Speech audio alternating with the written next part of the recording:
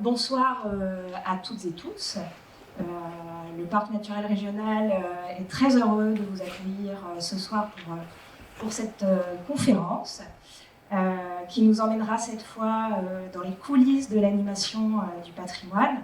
Donc un grand merci à nos collègues de la ville de Vannes et de Golfe du Morbihan, Vannes Agglomération, d'avoir accepté de se prêter au jeu de la conférence et de la présentation de ce qui vous anime au quotidien. Et donc vous allez nous faire découvrir le grand défi des villes et pays d'art et d'histoire, qui est celui d'explorer, raconter et animer nos territoires. Donc cette rencontre, elle est organisée dans le cadre du cycle de conférences des Journées européennes du patrimoine, initié par la région Bretagne. Donc dans ce même cadre, l'année dernière, le parc avait proposé la découverte de disciplines méconnues de l'archéologie. La première conférence avait trait à la conservation et la restauration des mégalithes. Et puis, nous étions partis à la découverte de la géoarchéologie, notamment avec Irène Béguet ici présente, qui est une discipline qui donne à lire nos paysages et leurs évolutions, donc en faisant parler les sols depuis l'infiniment petit, les sédiments, jusqu'à l'échelle des territoires. Et cette année, nous avons souhaité poursuivre ces conférences qui vous proposent de découvrir des approches métiers, des approches méconnues ou plus confidentielles de ce qui se passe derrière le patrimoine culturel, les patrimoines. Et donc, cette année, on s'intéresse à l'animation et à la médiation des patrimoines. Donc on propose 2 conférences. Je vais commencer par la deuxième. Elle se déroulera dimanche après-midi à 14h sur les rives de la rivière du Bonneau. Et nous vous invitons cette fois à un voyage sensible au cœur des paysages et des patrimoines maritimes. Cette conférence poétique, elle sera donnée par Alexis Glohaguet, qui est écrivain et philosophe, Alain Brûlé, qui est historien et co-auteur de Le Bonneau au temps des Forbans, Pierre Galen, qui est animateur nature à Plunerette, et Irène Béguier, chargée du patrimoine maritime au Parc naturel régional. Donc si vous êtes intéressés, n'hésitez pas, on vous donnera les informations. C'est sur inscription cette fois. Voilà. On pourra en rediscuter en fin de séance. Et pour ce soir, le Parc a souhaité appuyer sa contribution à la démarche d'extension du label Ville d'art et d'histoire de Vannes au territoire de l'agglomération. Donc, le Parc naturel régional du Golfe du Morbihan, c'est une reconnaissance nationale de la richesse, mais aussi de la fragilité des patrimoines naturels, culturels et paysagers, au sein d'un territoire vivant et habité. Ça, c'est vraiment quelque chose d'important à souligner. On n'est pas sur un territoire qui est mis sous cloche. Au contraire, on accompagne son dynamisme tout en préservant ce qui fait ses spécificités et sa richesse. Et donc, le parc ne peut donc que s'inscrire en soutien à une démarche ambitieuse de connaissance, de préservation et de valorisation des patrimoines qui se met en œuvre à l'échelle de l'agglomération. Donc, un grand merci à nos conférencières. Nathalie Defrade, qui est animatrice du patrimoine à Vannes, qui est une ville labellisée Ville d'art et d'histoire. Grand merci à Christelle Nicolas, qui est chargée de mission Pays d'art et d'histoire pour Golfe du Morbihan, Vannes Agglomération. Et donc un grand merci à ces collectivités qui contribuent à l'organisation de cette soirée. Nous partons pour une petite heure, 1h15 selon le déroulé de la conférence. Et puis, on vous invitera à échanger ensuite, à apporter des compléments, à poser des questions. Voilà, on se donnera une petite demi-heure d'échange où on tentera de répondre aux questions. Bonjour à tous. Donc, merci pour l'autorisation d'enlever le masque. Ça va nous simplifier un petit peu les relations pendant cette heure de... Alors, on a choisi d'aborder l'angle métier sur les villes et pays d'art et d'histoire par le biais de la médiation. Vous allez voir, c'est beaucoup axé sur la médiation. Et on a choisi une entrée un petit peu décalée. Ce que vous allez voir en entrée, c'est un clip réalisé par des collègues animateurs de l'architecture et du patrimoine des villes d'art et d'histoire du Sud-Ouest pour présenter à la fois le patrimoine et à la fois leur action de manière un peu décalée. Ça nous permet d'entrer dans le vif du sujet sur pas mal de choses. D'abord d'exprimer, et ça c'est quelque chose d'important et on a à cœur, la vitalité du réseau Ville d'art et d'histoire. Ensuite, vous allez voir la vitalité des collègues, donc vous allez tout de suite comprendre la vitalité du réseau d'art et d'histoire à travers la vitalité des collègues. Et puis tout ce travail d'expérimentation autour de la médiation au patrimoine, de l'interprétation du patrimoine, etc., et qui interroge déjà le champ d'application du patrimoine. Parce qu'on y reviendra aussi tout au long, mais parler de médiation au patrimoine, avec ou sans S, ou avec plein de S, c'est aussi prendre en compte l'extension du champ patrimonial sur ces 50 dernières années.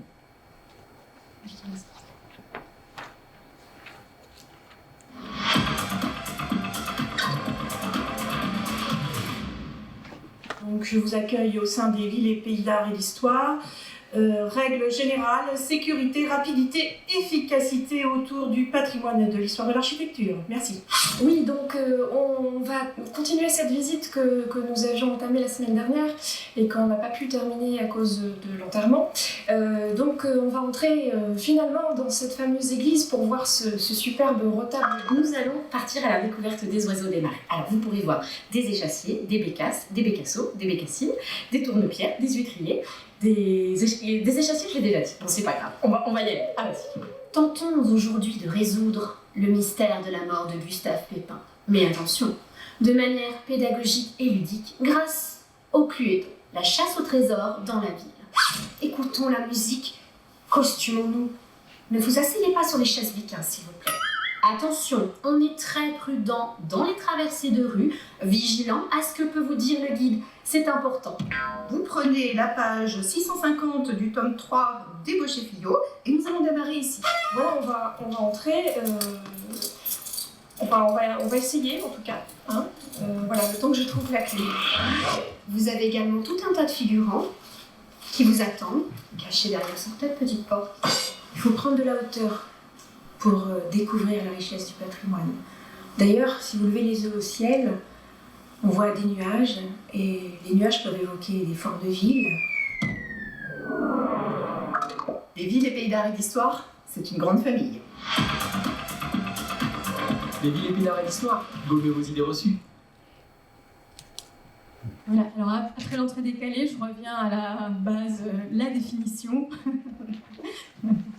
Donc je vous ai dit qu'on a choisi de rentrer par le biais de la médiation.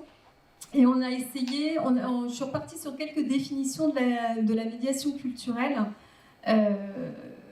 pour essayer de cerner un petit peu l'objet. Pour revenir très rapidement, donc je reprends je commence par mes définitions. Je vous assomme avec les définitions et on reviendra un petit peu, je vous assommerai avec un petit contexte historique et puis après on partira sur des choses plus légères. Alors, je vous lis celle de Daniel Jacobi. Ce qui m'intéresse particulièrement dans Daniel Jacobi, c'est une définition qui date du début des années 2000. Elle date déjà un tout petit peu, de rien. Et c'est une définition qui est vraiment liée au patrimoine. C'est-à-dire que dans le champ de la médiation culturelle, celle-là, elle est vraiment axée sur le patrimoine. Donc je fais ce qu'on ne doit absolument pas faire quand on est guide conférencier, c'est-à-dire lire quelque chose que vous avez sous les yeux. Mais bon. La médiation culturelle correspond à toutes les formes d'intervention à caractère culturel organisées par les responsables d'équipement à l'intention des visiteurs. Elle est médiation dans la mesure où elle se situe entre le patrimoine et le public, avec la volonté de contribuer aussi bien à favoriser le moment de plaisir de la découverte ou un temps de délectation qu'à faciliter le travail d'appropriation de connaissances. Donc, on est là à la fois pour transmettre du savoir, mais pas du tout que pour ça. On est là pour une expérience, on est là pour une découverte, on est là aussi pour une co-construction de savoir, de ce qu'on va découvrir ensemble. Et surtout, la médiation, c'est le lien. C'est vraiment l'intermédiaire entre un public, un objet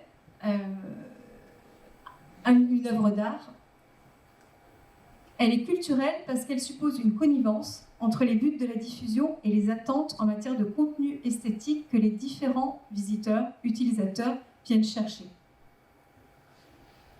Vous pouvez réagir si vous n'avez pas de micro en même temps.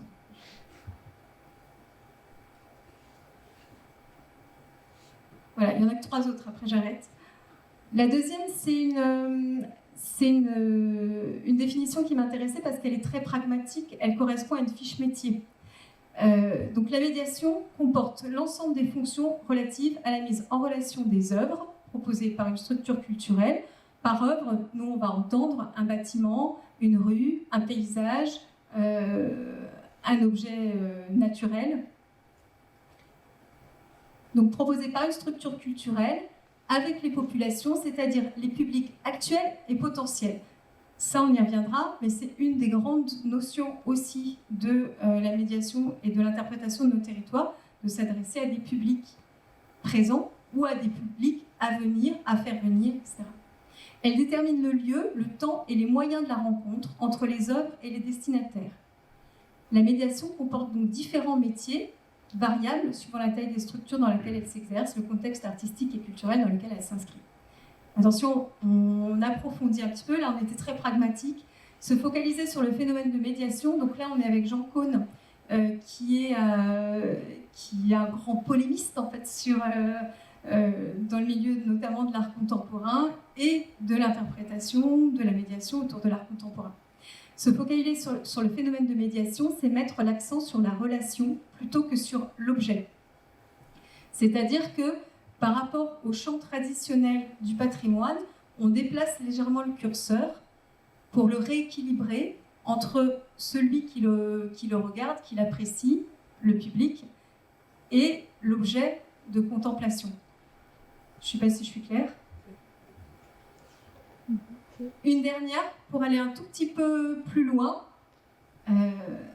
la médiation culturelle finalement fonde dans le présent, le passé et l'avenir, les langages par lesquels les hommes peuvent penser leur vie sociale, peuvent imaginer leur devenir, peuvent donner à leurs rêves, à leurs désirs et à leurs idées les formes et les logiques de la création. Donc là, avec la dernière définition, ça place très haut la barre de la médiation culturelle d'une manière générale et au patrimoine en particulier. Mais finalement, après réflexion avec Christelle, c'est quand même celle qui nous intéresse le plus en termes de défis pour les villes et pays d'art et d'histoire.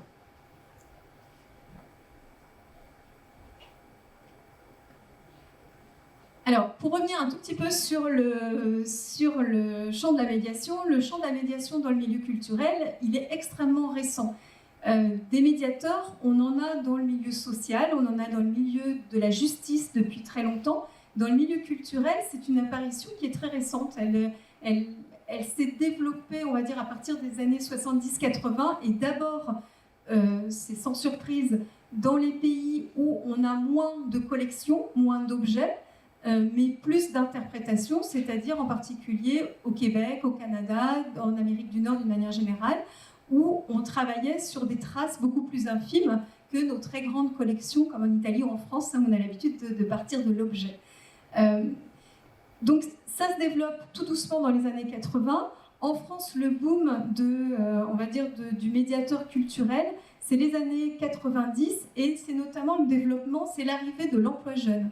En fait, 10% des emplois jeunes seront des médiateurs culturels, et c'est vraiment ce qui va lancer le médiateur culturel. Donc les emplois jeunes, je ne sais pas si vous vous souvenez globalement, c'était un dispositif gouvernemental pour donner un peu de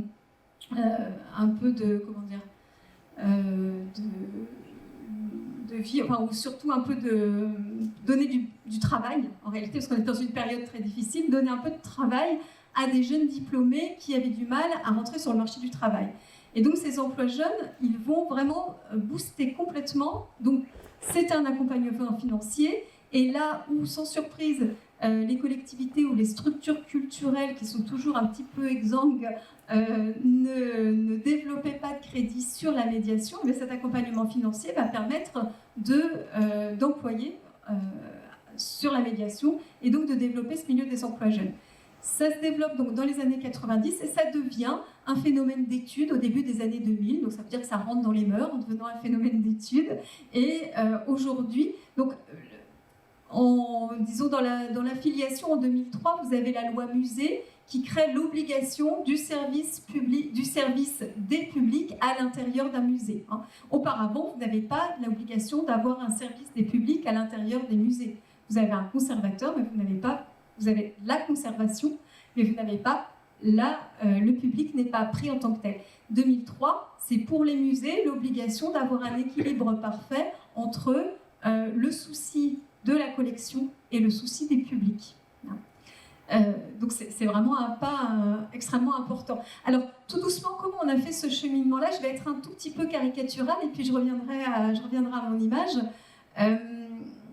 On a tâtonné le domaine de la médiation, le domaine de l'interprétation, c'est un champ d'expérimentation permanente, mais dans les années 50-60, d'abord dans les années au 19e siècle, on va commencer par ouvrir et donner à voir, pour l'exemple, pour l'édification, pour l'éducation, etc., pour la formation.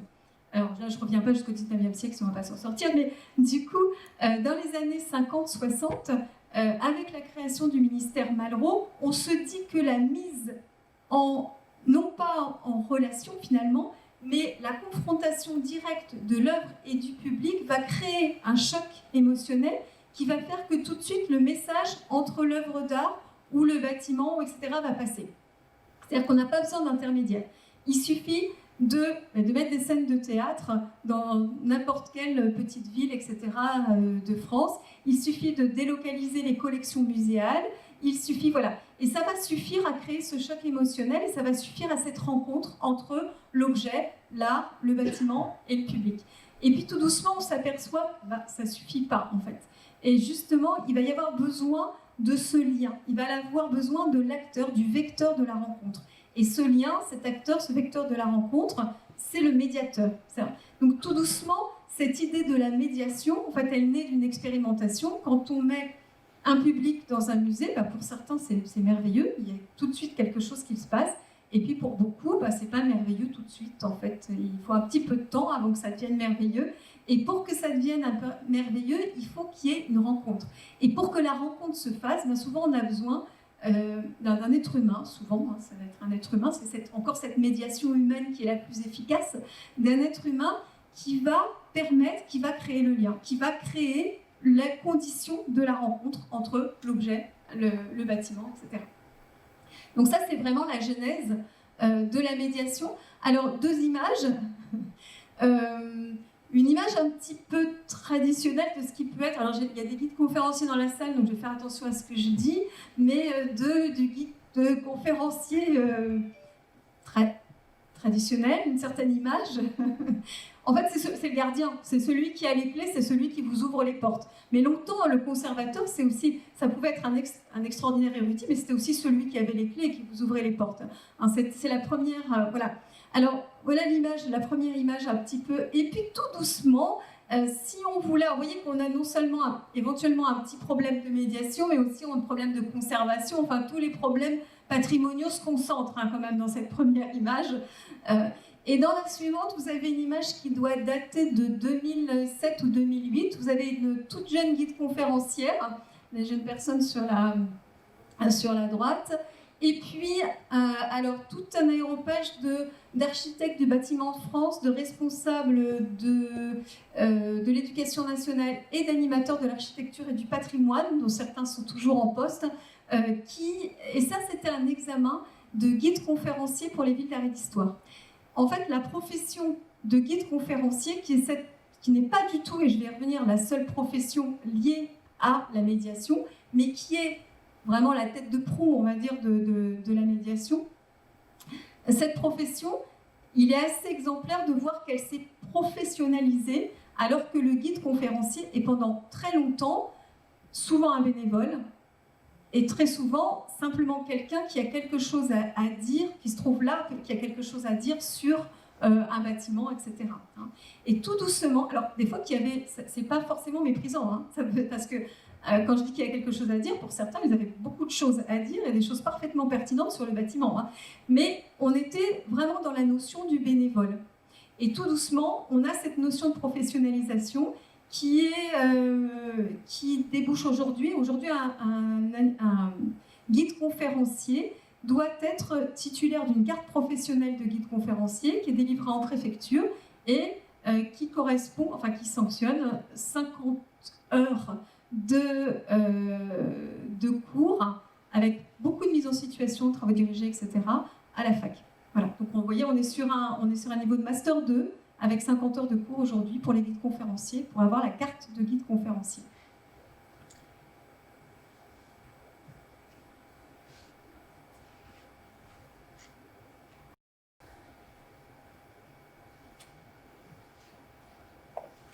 Alors voilà, je reviens sur les métiers du patrimoine. Donc là, vous avez une image qui était assez intéressante également.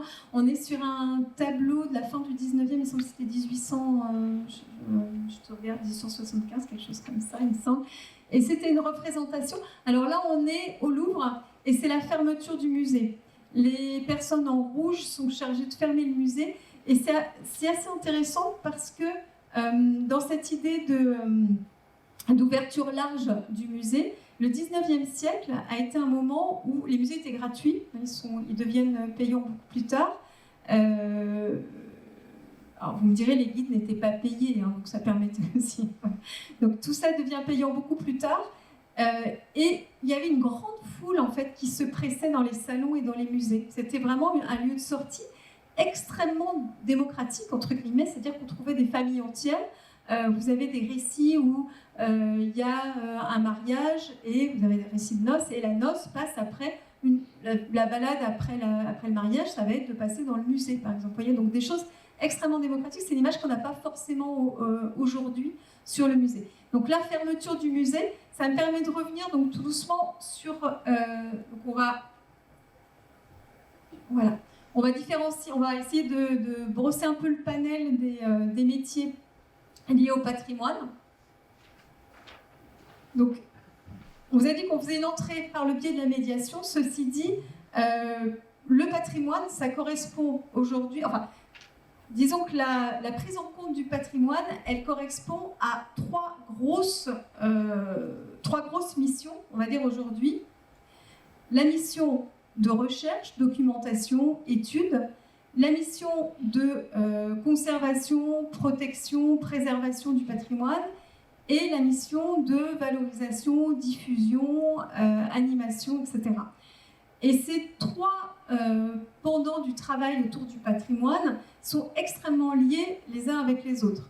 On va y revenir, mais on ne peut pas faire de médiation au bout de la chaîne si on n'a pas une parfaite connaissance en amont de ce patrimoine, donc s'il n'a pas été parfaitement étudié, s'il n'est pas connu, s'il n'est pas aussi conservé, parce que s'il n'est pas conservé, s'il n'est pas montrable, s'il tombe, si on le perd, on a du mal aussi à pouvoir le présenter. Donc, en fait, ces trois missions que sont la conservation, l'étude et la diffusion, l'animation du patrimoine sont extrêmement liées. Et ces trois grandes missions, elles débouchent sur toute une multitude de métiers qui vont donc du métier de chercheur. Alors je pourrais citer particulièrement les chercheurs de l'inventaire, qui ont travaillé depuis les services de l'inventaire depuis les années 50, pour inventorier tous les éléments de patrimoine. Quand les chercheurs de l'inventaire tombent sur un quartier, sur une ville ou sur un village, ils inventorient tout, depuis le plus petit patrimoine vernaculaire jusqu'au bâtiment le plus somptueux. Donc tout ce travail d'inventaire du patrimoine qui a été mené, qui est la base du travail de connaissance, repérer, inventorier, tout le travail après d'études, d'archéologie du bâti. Donc on retrouve dans ces chercheurs tout ce qui est archéologue. On retrouve après tout ce qui est archiviste, historien du bâti, qui va nous permettre d'approfondir une connaissance. On va travailler et après, cette connaissance, elle s'appuie aussi sur des métiers très techniques, c'est-à-dire que c'est aussi les tailleurs de pierre qui vont pouvoir renseigner sur la façon, sur la carrière, sur la façon dont la pierre a été mise en œuvre, sur la façon dont le mur a été mis en œuvre, donc qui vont permettre de dater davantage un mur, etc. Donc ça repose également sur énormément de métiers très techniques. Alors je vous en ai mis quelques-uns là. Vous pouvez reconnaître tout à fait au bord. Alors je vais essayer de me servir de ça. Voilà. Ici vous avez la restauration des lavoirs de Vannes. Et ici c'est une image qui est tout à fait récente. On est en haut de la chapelle Saint-Yves, qui est actuellement en restauration. Donc voilà. Alors, il y a des métiers qui sont plus faciles à représenter que d'autres. Le conservateur du patrimoine, on a cherché des images qui pouvaient représenter le conservateur du patrimoine. C'est pas un métier facile à représenter, alors que le restaurateur qui travaille sur les vitraux, c'est plus facile. Mais donc, on a tous ces métiers très techniques, tout ce qui est restaurateur, depuis le restaurateur du vitrail jusqu'au restaurateur de peinture, etc. Et puis, on débouche sur tous les métiers de la conservation. Donc les conservateurs, les ingénieurs, les attachés de conservation, etc. Je ne vais pas vous faire toute la filière, mais tous ces gens qui vont travailler au niveau des directions régionales des affaires culturelles et puis au niveau des collectivités, une fois que les bâtiments sont repérés, à leur préservation. Parfois à leur inscription, parfois à leur protection au titre des monuments historiques, à leur conservation, à leur maintenance, parce qu'en fait on insiste souvent sur les grandes opérations de restauration. Et puis on oublie les toutes petites opérations qui consistent à nettoyer des chenaux, etc., mais qui sont vitales pour un bâtiment, en fait, toutes ces opérations d'entretien. Et puis, si on continue à tirer un petit peu sur la chaîne, dans la chaîne de nos métiers, moi je ne retrouve pas la liste de mes métiers, donc je suis obligée de continuer comme ça. Donc si on continue à tirer un petit peu sur la chaîne de nos métiers, on retrouve tout ce qui est cette fois-ci débouche sur la diffusion. Alors, la diffusion, on va en reparler, mais la diffusion, elle se fait par l'oral, ça on l'a déjà évoqué, mais aussi par l'écrit, par le film, par le documentaire, etc. Et donc, vous avez là aussi tout un panel de métiers, alors dans lequel on va pouvoir intégrer l'enseignant, on va pouvoir aussi intégrer certains artistes qui vont participer aussi à la diffusion, et puis des plasticiens, c'est ce qu'on retrouve ici pour vous donner un petit peu... Alors, pour vous donner une petite... on a ici Hélène Status-Müller qui travaille par exemple au CAUE, le CAUE étant le centre de... Alors, merci. Allez-y. Conseil architecture, urbanisme, environnement. Merci. Et donc, il travaille à la diffusion et à la connaissance, au Conseil diffusion-connaissance de l'architecture moderne et contemporaine sur nos territoires. Et ici, vous voyez, on est dans le cadre, c'était les Journées nationales de l'architecture l'an dernier, dans le cadre d'une visite guidée dans un environnement qui se prête parfaitement à la visite guidée, mais qui n'est pas classique pour une visite guidée. Voilà, sensibilisation à l'architecture moderne. Donc, vous voyez, un métier, c'est quelqu'un qui est attaché à une structure également qui réunit essentiellement des architectes, et vous allez trouver un certain nombre d'architectes justement qui font partie de cette médiation au patrimoine et à la création. Ici, une plasticienne qui travaille, alors là on travaille sur du béton modulaire pour pouvoir réaliser des petites maisons, etc. Alors ici, je ne la nommerai pas, une guide conférencière qui est dans la salle et qui faisait une visite guidée ici sur les remparts. Donc là, on est sur quelque chose d'assez... une visite guidée des remparts. Je vous ai essayé de vous donner un panel un petit peu. Et puis, ici, une collectionneuse. Ça, c'est assez intéressant parce que parmi aussi les vecteurs de la connaissance et de la diffusion, il y a ceux qui vont collectionner et qui vont mettre... par le biais d'expositions, etc., leur collection à la vue et à la contemplation du public.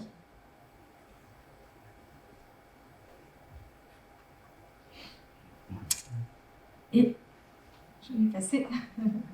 Donc voilà. Après avoir pensé un petit peu le champ de la médiation,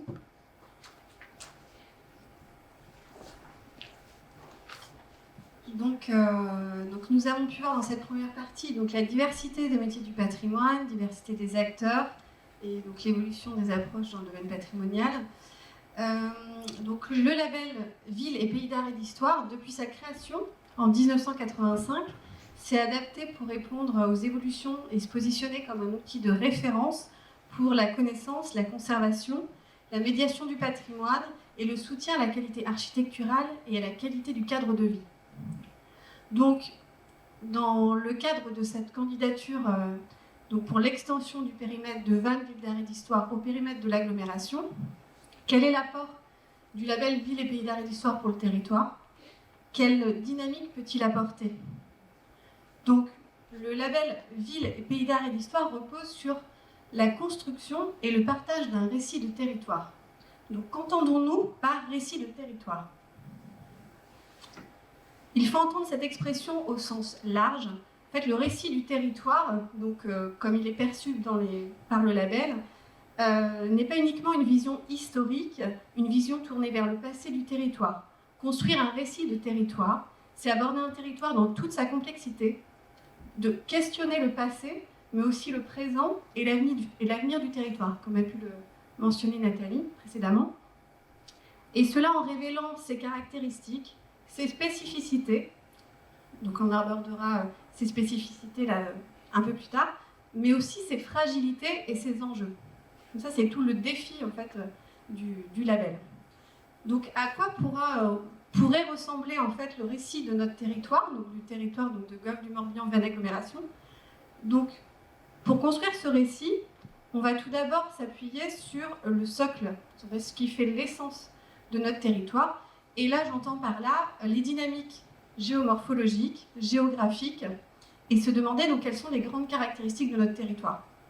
Donc, une des caractéristiques géographiques, géomorphologiques majeures, c'est bien sûr donc, le golfe du Morbihan, avec donc, ses rivières estuariennes. Donc ça, c'est vraiment une spécificité géomorphologique à l'échelle de la région et donc au niveau national. En fait, le golfe du Morbihan, donc ça a été s'est créé, on va dire, dans sa forme actuelle il y a environ donc, 6000 ans, lors d'un épisode donc, de transgression flandrienne, c'est-à-dire de montée des eaux associée à un affaissement du relief terrestre. Et donc tout ça a créé en fait ces paysages vraiment remarquables qui en fait ont pour spécificité l'imbrication étroite de la terre et de la mer.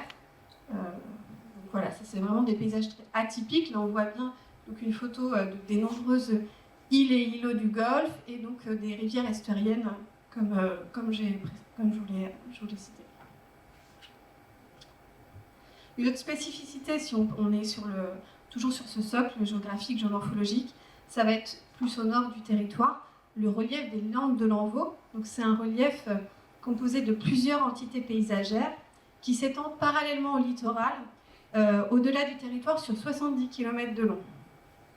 Donc ce relief en fait contraste fortement avec la plaine littorale et ça apporte une grande diversité à notre territoire.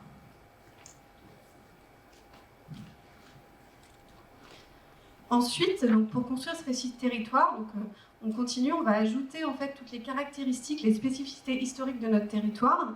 Donc il va s'agir de révéler, de valoriser, et cela en apportant la lecture la plus complète, en mettant en valeur aussi bien l'exceptionnel que l'histoire la plus simple liée à la vie quotidienne des populations à travers l'histoire.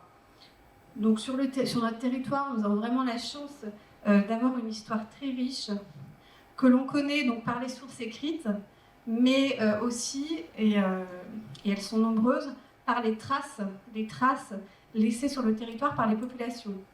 Donc des traces de bâtis, des traces d'aménagement, d'occupation, également des mobiliers nombreux. Et qui plus est, en fait, ces traces, elles ont la particularité de s'étendre sur une période très large, donc du néolithique jusqu'à aujourd'hui. Donc là, je vous ai mis quelques exemples de patrimoine. Donc vous avez du patrimoine maritime, du patrimoine situé dans les Landes de l'Envaux. Donc une spécificité sur laquelle on va construire ce récit de territoire, c'est la spécificité liée au paysage, puisque les paysages constituent une singularité sur notre territoire, notamment du fait de l'imbrication étroite du naturel et du culturel qui s'exprime très bien à travers cette photographie que vous avez en haut à gauche, qui représente le cromlech d'Erlanik, situé dans le golfe du Morbihan. On voit très bien le lien étroit du naturel et du culturel dans ce paysage très simple. Donc ce lien entre nature et culture, il a déjà été donc soulevé à plusieurs reprises. C'est ce qui a permis notamment en fait, le classement d'une partie du territoire en parc naturel régional, mais également c'est un argument majeur de la candidature des sites mégalithiques de Carnac et des rives du Morbihan sur la liste du patrimoine mondial. Donc ça c'est un argument vraiment fort. Et au-delà de ces aspects que je viens de citer, la géographie, la géomorphologie, l'histoire, les paysages, il y a d'autres éléments qu'on va tâcher de prendre en compte tout au cours de cette candidature, dans la construction de notre dossier. Donc je vais citer brièvement, donc ça va être, on va s'intéresser au patrimoine immatériel, donc c'est-à-dire les langues, la toponymie, les savoir-faire, les pratiques et dynamiques culturelles d'hier et d'aujourd'hui, et les politiques en œuvre sur notre territoire. Donc tout cela va nous permettre vraiment de construire ce récit. Et à travers ce récit, donc vraiment ce qu'on va tâcher de proposer, c'est une lecture complexe du territoire à destination des habitants. On va essayer d'offrir une vision qui ne soit pas simpliste, réductrice, et qui puisse offrir une connaissance approfondie du territoire, qui permette de questionner notre territoire. Là, je vais vous donner un exemple.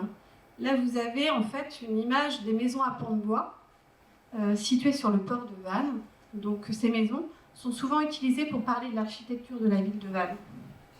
Donc, dans le cadre du label Ville et Pays d'Art et d'Histoire, nous, ce qu'on va chercher, c'est donc de s'intéresser à la question de l'architecture de la ville de Vannes sans se limiter à cette image, mais en essayant de présenter l'architecture de la ville dans toutes ses formes, dans la diversité de ses formes, puisque toutes ces formes en fait vont nous raconter une partie de l'histoire de la ville, une partie de l'histoire de la vie des habitants. Ces architectures nous informent également sur les manières de penser la ville, les manières de vivre la ville depuis sa création.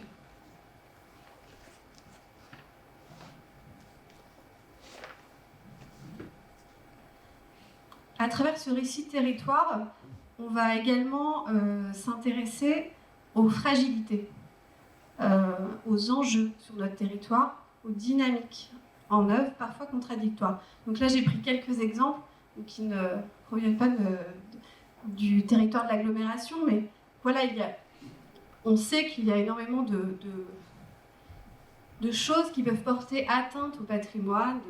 Donc là, vous avez une image de surfréquentation de sites exceptionnels. Vous avez aussi une image d'un site mégalithique négligé, abandonné.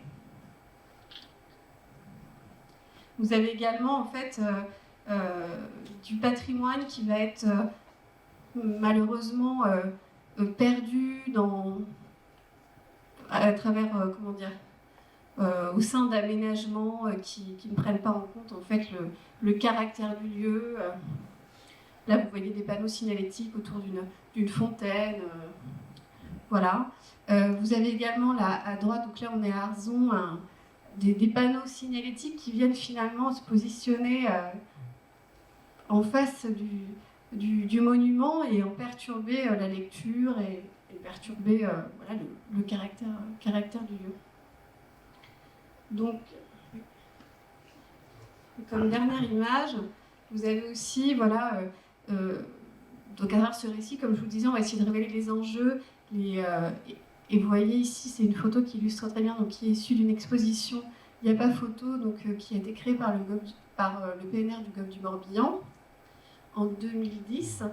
Et donc on voit bien à travers ces deux photographies la dynamique d'expansion urbaine très forte que connaît notre territoire. Là on se situe à Arzon. Et donc voilà, ça fait partie des choses qui vont nous permettre de construire ce récit et de questionner, donc, comme on disait, donc le passé, le présent, l'avenir de notre territoire. Pardon. Donc, À partir de ce récit de territoire qu'on va construire tout au long de la candidature, on va pouvoir ensuite élaborer un projet de territoire qu'on va co-construire avec les différents acteurs qui aboutira sur un plan d'action pour répondre aux enjeux spécifiques du territoire de l'agglomération en matière de préservation et de valorisation du patrimoine et du cadre de vie. C'est vraiment l'objectif qu'on s'est donné. Voilà.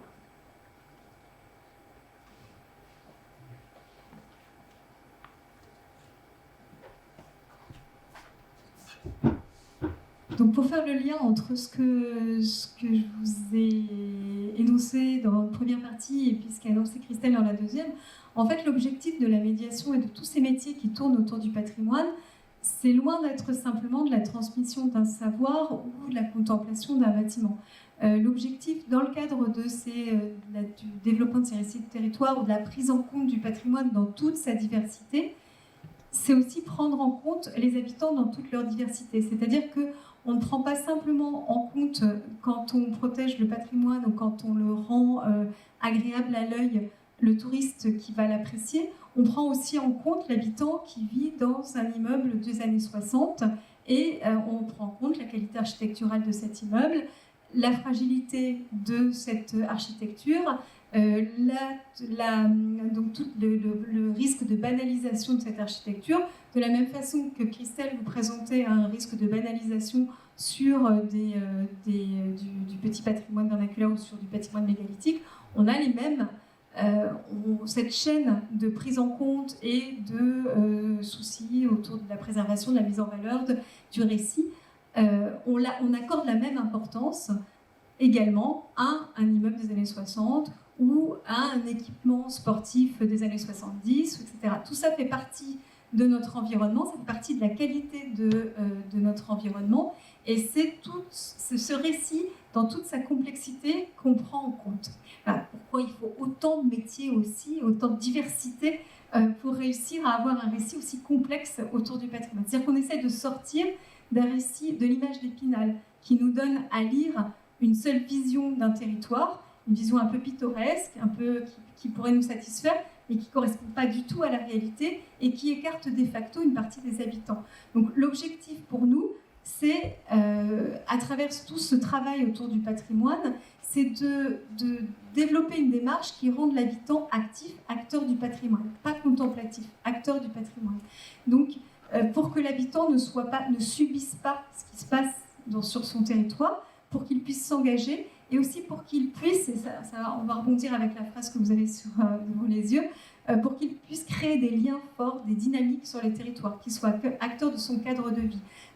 Pour préserver la qualité, la spécificité d'un cadre de vie, pour le valoriser, il faut qu'on connaisse, parce qu'on protège vraiment bien que ce que l'on connaît, et on n'aime vraiment que ce que l'on connaît. C'est-à-dire qu'il faut connaître pour aimer, pour pouvoir s'approprier et pour pouvoir protéger, préserver et être acteur de cette préservation. Il faut rendre l'habitant comme le visiteur témoin de la qualité de son environnement pour qu'il ait à cœur d'en conserver la qualité. Il faut qu'il la saisisse, qu'il la sente pour qu'il puisse la préserver.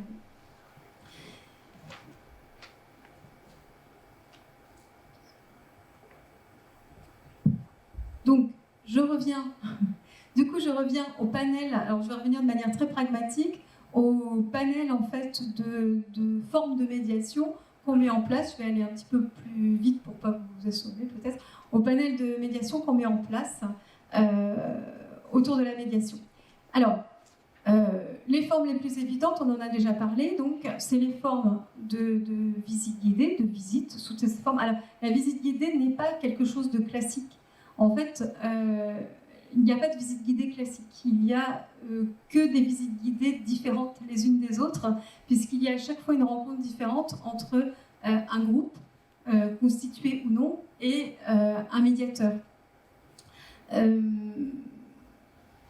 Et tout doucement, la visite guidée, dans ce travail d'expérimentation qu'on fait autour de la médiation, tout doucement, la visite guidée, elle passe d'une conception un peu hiérarchique, un peu descendante du savoir, où le guide transmettait un savoir, à une co-construction du savoir, c'est-à-dire que finalement, on attend aussi, c'est le visiteur qui va aussi amener son savoir, et c'est aussi son expérience, les mises en relation qu'il va faire entre ce qu'il connaît, ce qu'il a déjà vu, l'expérience qu'il a déjà faite, et ce qu'il a sous les yeux et ce dont on lui parle, qui vont créer aussi la visite. Et la visite va se co-construire aussi, et tout doucement, c'est vers ça qu'on tend aussi, c'est-à-dire des formes de visite qui sont des expérimentations, et tout doucement encore, vers des formes de visite, c'est beaucoup ce qui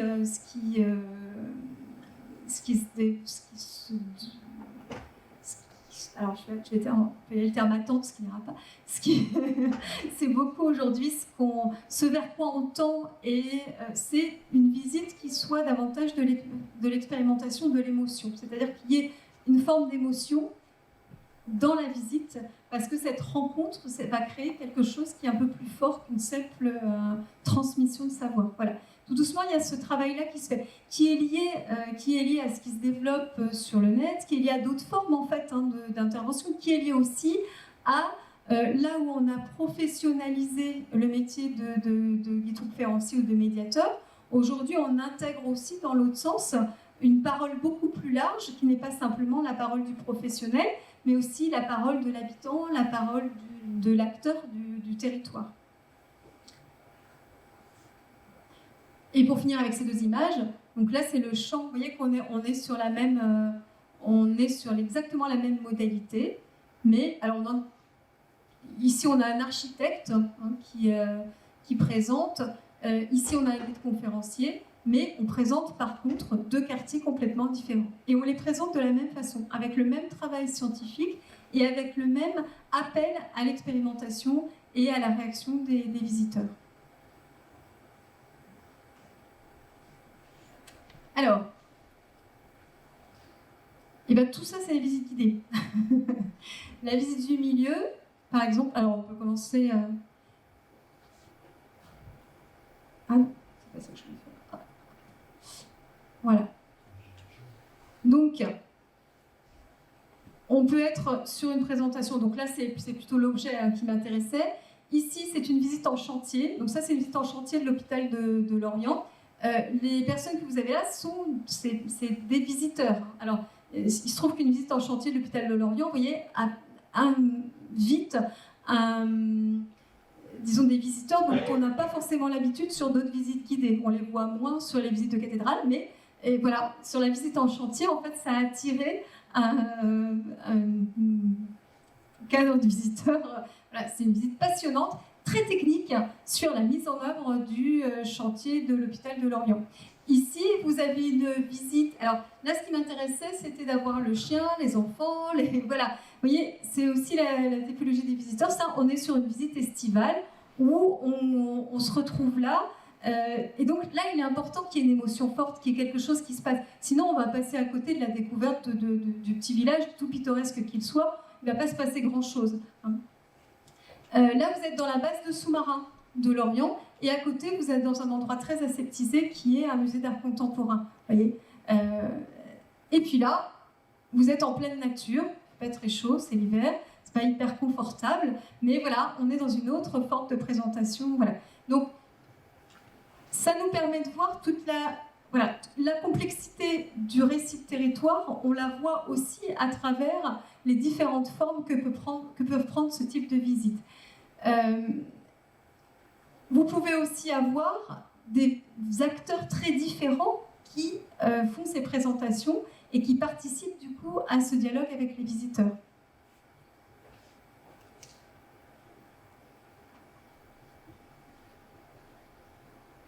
Alors, pour avancer encore un peu plus dans les formes et dans les acteurs différents,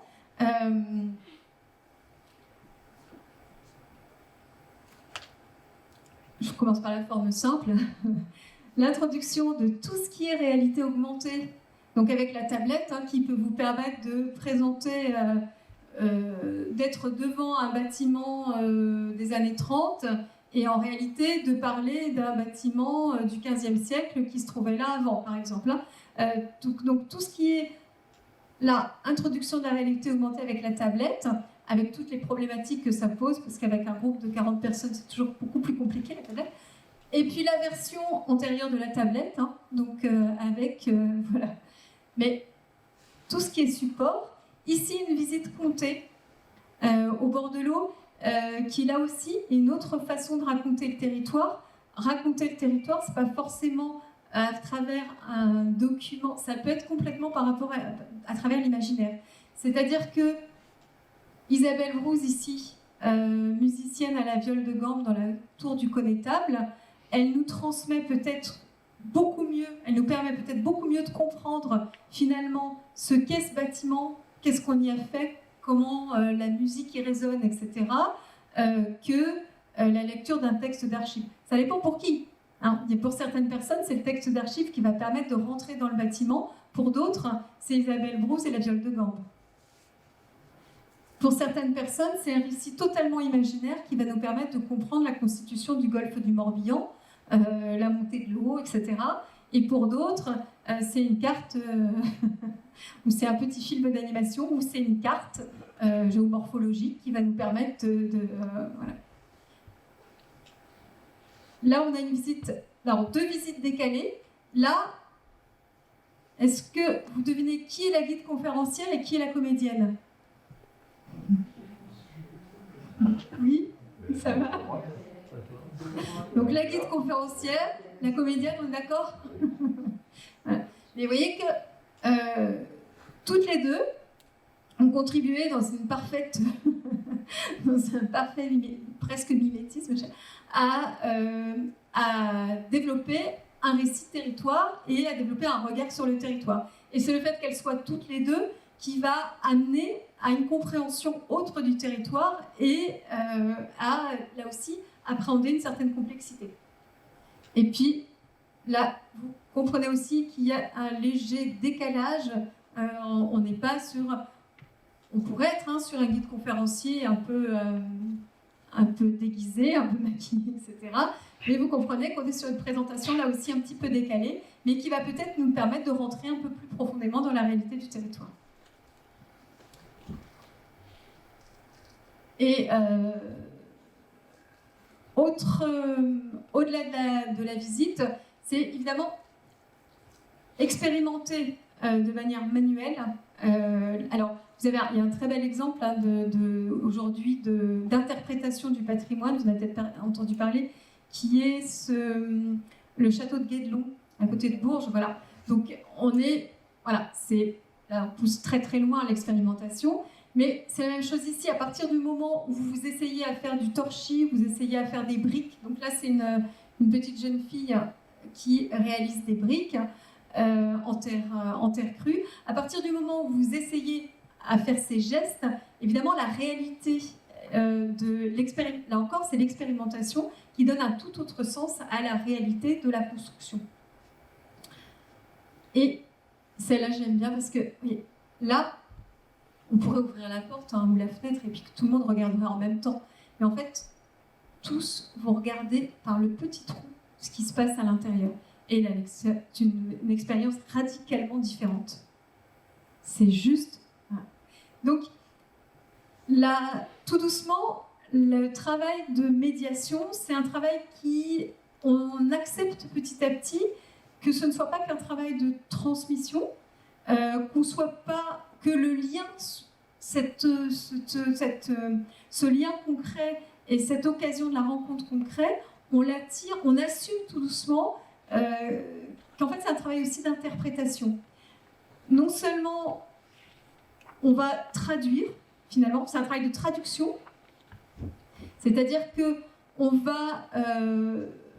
alors, traduire, ça peut être simplement rendre en langage intelligible, comprendre, c'est-à-dire mettre des mots simples sur des mots des fois techniques, scientifiques, rendre les choses plus simples. Mais traduire, c'est aussi, quand on est dans le champ de la littérature, c'est aussi donner une coloration. Et le guide conférencier ou l'animateur ou le médiateur, quand il traduit quelque chose, il donne aussi une coloration. Il interprète aussi. Et interpréter le patrimoine, c'est aussi jouer, c'est aussi être acteur et c'est aussi en donner une version. Et tout doucement, on assume aussi cette réalité-là du rôle de médiateur qui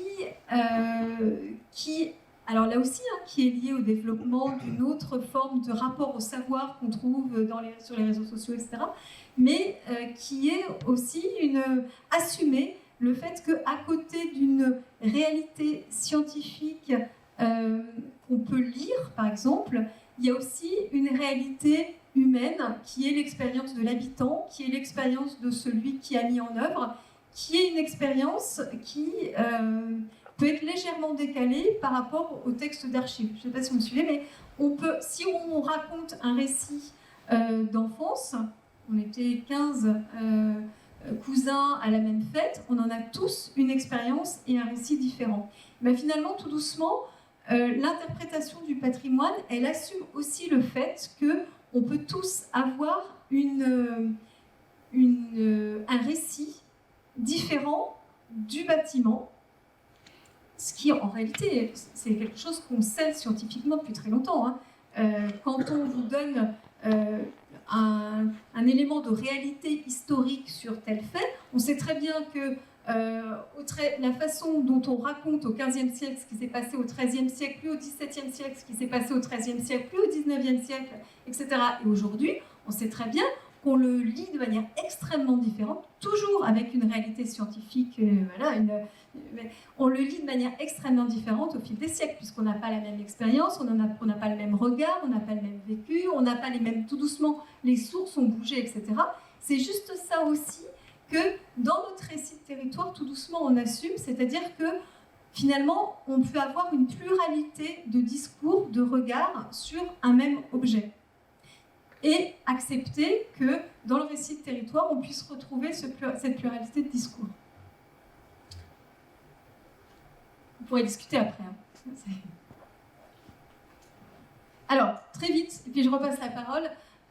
Donc, on a beaucoup parlé de médiation orale ou de manipulation, d'expérimentation par les mains. Le réseau Ville d'Arrêt d'Histoire, c'est aussi une charte graphique et des publications qui sont chartées, donc qui donnent une identité sur l'ensemble du territoire à toutes nos publications. Donc, c'est à la fois des rendez-vous, c'est-à-dire des programmes. Alors, vous voyez qu'on donne rendez-vous dans des bases de sous-marins, dans des musées, on descend dans des restaurants. Voilà, c'est aussi pour vous montrer la pluralité des patrimoines. C'est aussi des parcours, ici. Donc, les parcours, c'est des circuits, si vous voulez, d'interprétation qui sont proposés, mais sous une forme écrite. Et puis, je crois que j'ai mis après.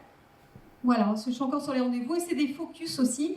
Alors tout ça, ça participe aussi à tout ce travail de médiation et de diffusion de l'information à travers des petites brochures qui sont normalement gratuites et très accessibles. Et puis, le guide, alors là un peu plus conséquent, et qui n'est plus gratuit, mais qui permet aussi une découverte du territoire. Et enfin, c'est des expositions. Donc, je finis sur deux expériences d'exposition qui s'inscrivent complètement aussi dans cette dynamique de récit de territoire. Donc, celle-là, je pense que si vous êtes Vanter, vous l'aviez sans doute vue, c'était La Ville en partage, une exposition qui a eu lieu à l'hôtel de Limur avec Bettina Cassan et Emma Beur. Donc là, on est sur un dessin d'Emma Beur. Et le principe d'Emma Beur, c'était elle avait réalisé une grande carte, un grand plan de la ville, et les habitants pouvaient choisir sur la carte de la ville, désigner sur la carte de la ville l'endroit qu'ils souhaitaient lui faire dessiner. Et donc elle allait les dessiner. Et après, elle pouvait exposer ces dessins-là. Voilà. C'est un travail qu'elle a fait à Saint-Nazaire, qu'elle a fait à Lorient, qu'elle a fait à Vannes. Donc c'est vraiment un travail très participatif de l'intégration du territoire et de développement de récits de territoire, du coup. Parce que là, vous voyez à quel point l'exposition se construit aussi avec l'habitant. Et c'est le regard de l'habitant, le regard de celui qui est au plus près du territoire, qui détermine ce qui est à donner, à voir. Non.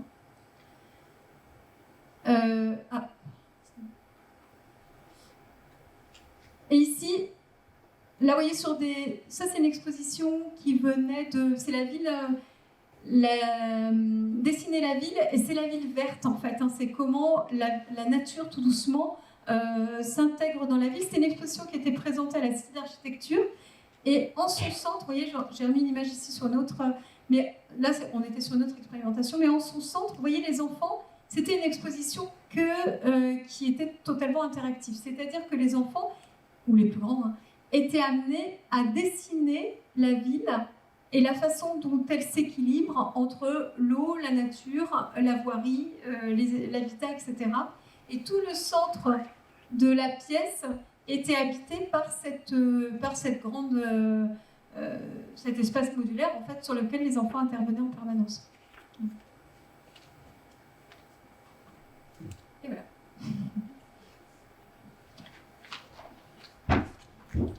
Donc, comme vous avez pu l'entendre, comme l'a bien expliqué Nathalie, hein, parler de médiation culturelle, c'est aborder aussi la question des publics. Donc là, j'ai juste rajouté quelques petites informations, parce que je pense que c'était déjà très bien expliqué. Donc le public, donc c'est bien sûr c'est l'autre, c'est le tiers, donc celui qui se situe entre l'objet de médiation et le médiateur. Donc, comme vous avez pu le comprendre, la question du public, c'est une question essentielle pour les villes et pays d'art et d'histoire. La question, c'est toujours comment créer du lien entre un objet de la médiation et des publics, donc des publics qui sont différents. Comment intéresser un public hétérogène, partager la connaissance avec le plus grand nombre. Donc, on distingue en général plusieurs typologies de publics. Alors, on a tout d'abord une première typologie, pour que vous ayez ces typologies en tête, donc qui distingue le public individuel du public groupe. Donc c'est des approches tout à fait différentes hein, pour le médiateur, quand un médiateur va s'intéresser à un public individuel ou à un groupe, mais également pour le public.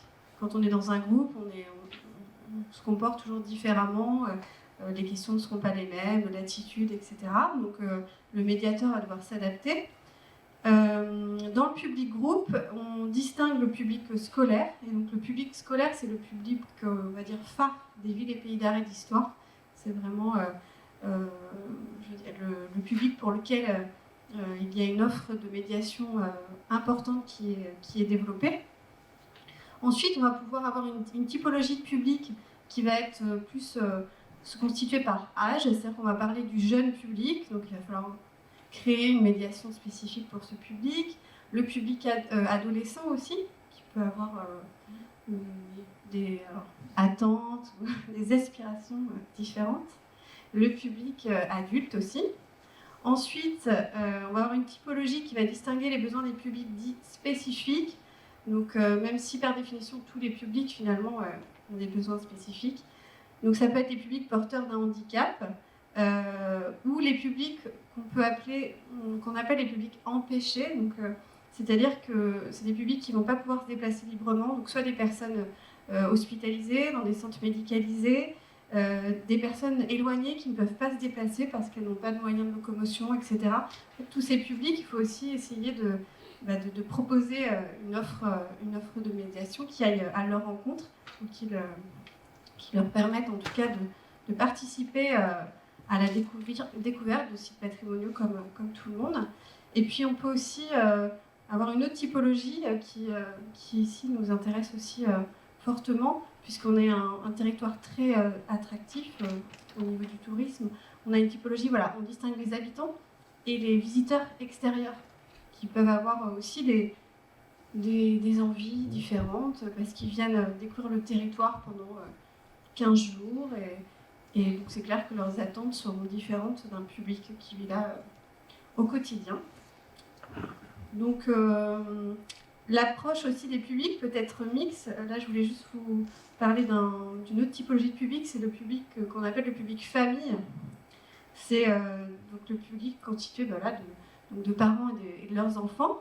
Et ça, c'est un public important pour les villes et pays d'art et d'histoire, puisque c'est le public qui visite les sites patrimoniaux. C'est le consommateur, c'est le public qui consomme le plus d'offres de médiation. Donc, et là, vous voyez, il va falloir réussir à proposer une offre de médiation qui intéresse autant les parents que les enfants, faire participer l'ensemble du groupe. Donc ça, c'est assez intéressant à réaliser. Donc voilà, en clin d'œil, cette photo, en fait, pour résumer, l'essentiel, c'est-à-dire que pour bien transmettre, pour proposer une médiation culturelle adaptée, il faut connaître son public. Donc là, on voit une petite fille qui réalise une visite, qui joue le rôle de la médiatrice pour un enfant. Donc il connaît très bien son public. Donc voilà, donc ça c'est ce travail vraiment autour de la médiation et des publics, c'est vraiment un aspect fondamental du label Ville et Pays d'Art et d'Histoire. Voilà, je te laisse continuer sur le label VAN, Ville d'Art et d'Histoire.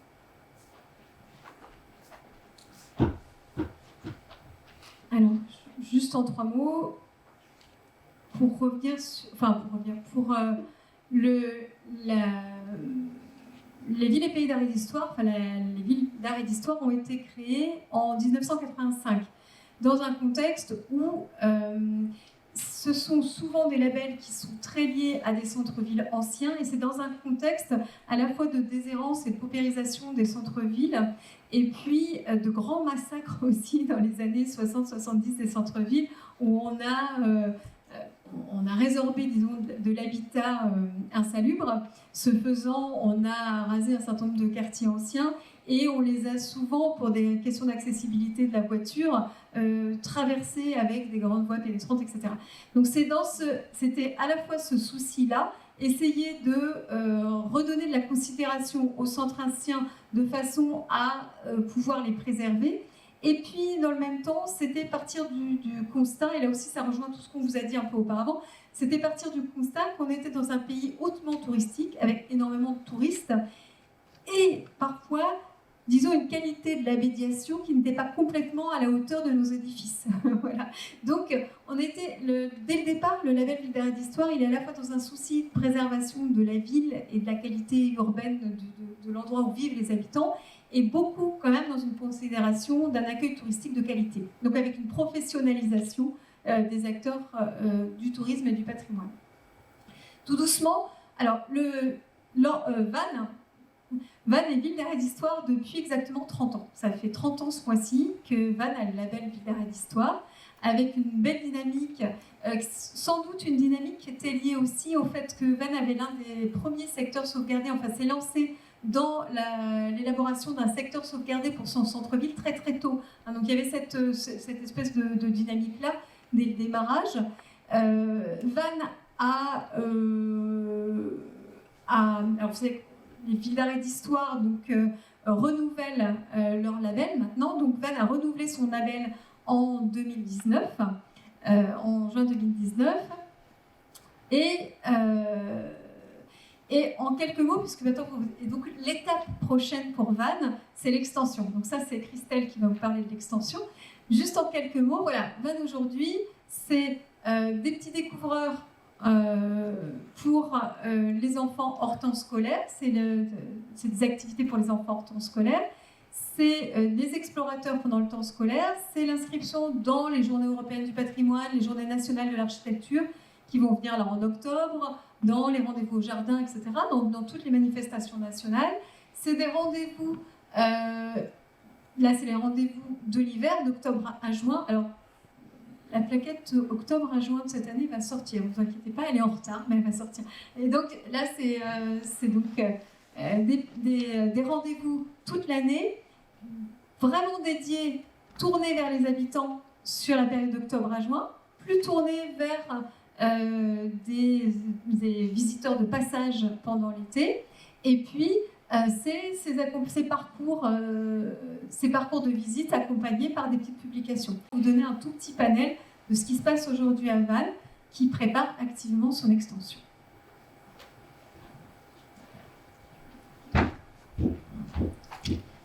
Et donc pour terminer, donc en quelques mots, quelques mots sur ce travail d'extension du périmètre du label, donc de VAN au territoire de l'agglomération.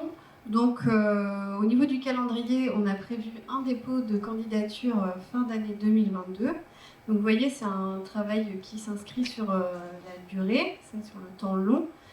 puisqu'en fait c'est un travail, mais comme vous avez pu le voir et le comprendre j'espère, il va falloir construire ce récit de territoire. Donc là c'est vraiment un travail plus de connaissances, de collecte d'informations, de collecte des spécificités, de définition de ce qu'on a envie de mettre en avant dans ce récit de territoire, donc autour des enjeux, des spécificités, donc là, tout ce que je vous explique en première partie. Et puis, donc ce travail de co-construction, il va se faire avec des partenaires, donc la ville de Vannes, bien entendu, et des acteurs institutionnels, les collectivités, les associations et personnes ressources sur le territoire. Donc, voilà, donc c'est vraiment une élaboration qui va demander quand même une importante animation. Donc ce dossier de candidature qui sera déposé, il sera composé donc de ce récit de territoire et de ce projet pour le territoire et d'un plan d'action détaillé dans différents volets, un volet connaissance du territoire, un volet animation, médiation, un volet par exemple préservation de l'architecture. Il y a différents thèmes comme ça qui pourront ressortir en fonction des échanges qui auront lieu pendant ces mois prochains. Donc une fois le dossier déposé, il sera jugé par une commission des villes et pays d'art et d'histoire. Et donc si l'agglomération obtient le label, ça mènera à la signature d'une convention pour 10 ans entre la DRAC, la Direction régionale des affaires culturelles, et la collectivité. Donc aujourd'hui, comme je vous dis, c'est la phase de diagnostic. Et en parallèle, en fait, on lance, donc là je vous en informe en même temps, une opération d'inventaire participatif du patrimoine bâti, donc à l'échelle du territoire de l'agglomération, hormis Vannes qui a déjà réalisé l'inventaire de son patrimoine bâti, donc c'est-à-dire 33 communes. Donc là, on est en plein on appelle aux bénévoles, c'est-à-dire que si vous habitez une commune de l'agglomération, vous êtes invité, si vous souhaitez participer, à vous faire connaître auprès des référents pays d'art et d'histoire et inventaire qui ont été désignés dans chaque commune. Voilà, et donc cette opération d'inventaire, c'est vraiment une action majeure lance l'agglomération, puisque ça va permettre de nourrir ce récit de territoire, parce que grâce à cet inventaire, il y a plein d'informations qui vont remonter. On va pouvoir connaître l'état du bâti, les typologies de bâti présentes aussi sur notre territoire. On comprendra un peu mieux aussi la diversité des thématiques qui sont représentées entre les territoires, le territoire littoral, le territoire rétro-littoral. Et puis en même temps, c'est une action qui va préfigurer en fait le volet connaissance du patrimoine du futur plan d'action qui sera présenté dans la candidature. Voilà ce que je peux vous dire. Donc, si vous avez des questions, n'hésitez pas. Merci.